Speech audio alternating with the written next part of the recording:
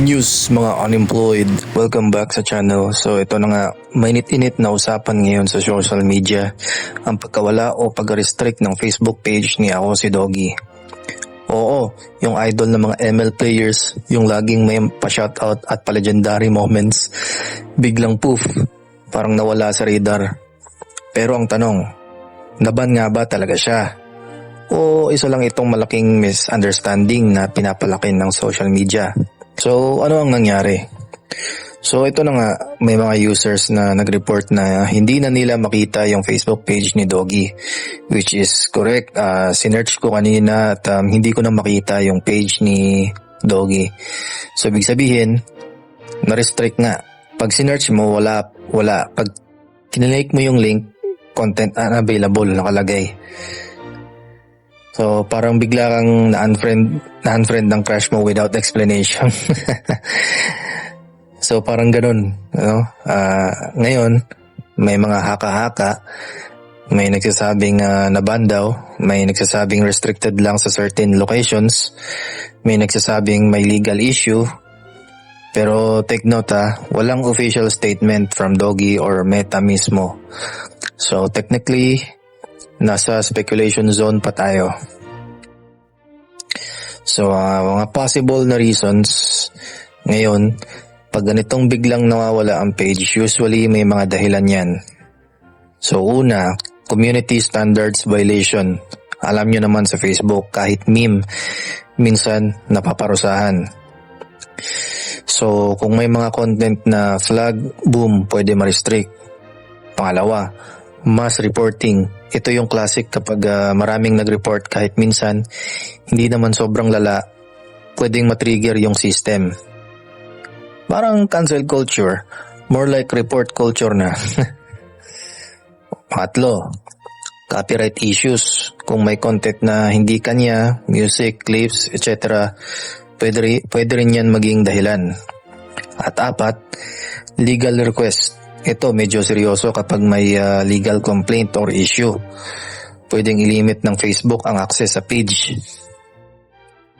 So, yan yung apat na dahilan, no? Posibleng apat na dahilan kung bakit nawala, na-restrict or naban yung Facebook page ni Doggy.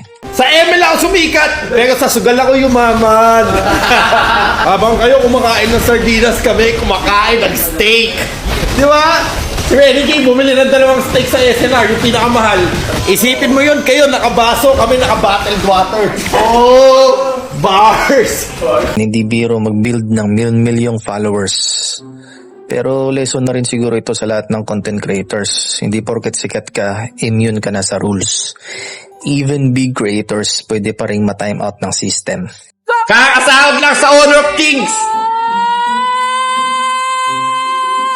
Mas malaki pa ito kayo sa price value ng MDL. No? Hello? Hello? Hello? Jay! Ready, Jay? Hello, ready, Jay? Jay, sagot! So, totoo lang, hindi pa natin alam ang buong story. Pwedeng temporary lang, glitch lang, or something deeper. Sa social media kasi, mabilis kumalat ang balita, pero mabagal dumating ang totoo. Now, Doggy, what's next? Okay guys, tatapusin ko lang kontrata ko sa casino. Titigil na ako. Next guys, ano na plano sa buhay ko? Now, natupad ko na mga pangarap ng player ko. Sila Renny J, H2, Yahweh, Sanford, yun, sila Changu, sila Lebron, sila Lancy, KZ, Salbik, Sumpak, and everyone. So, wala nang tao dito sa bahay. I mean, nandito pa sa Sumpak. Guys, I think it's about time na nasa point na ako ng buhay na I'm financially free. Business ko, ang ganda. Agency ko, gumagana. Clothing line ko, gumagana. Hospital ko, gumagana. Sapatusan ko, gumagana.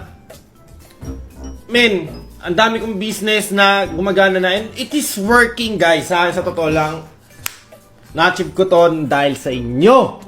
Okay, I want to say thank you so much, guys. Maraming salamat. Now, not being a joker, baka sinasabi nyo, tangin na mo dog, kakupal ka. Guys, thank you talaga so much. O kayo, anong sa tingin nyo? Naban ba talaga si Doggy o overreaction lang ito ng netizens? Comment nyo sa baba. Gusto ko marinig opinions nyo.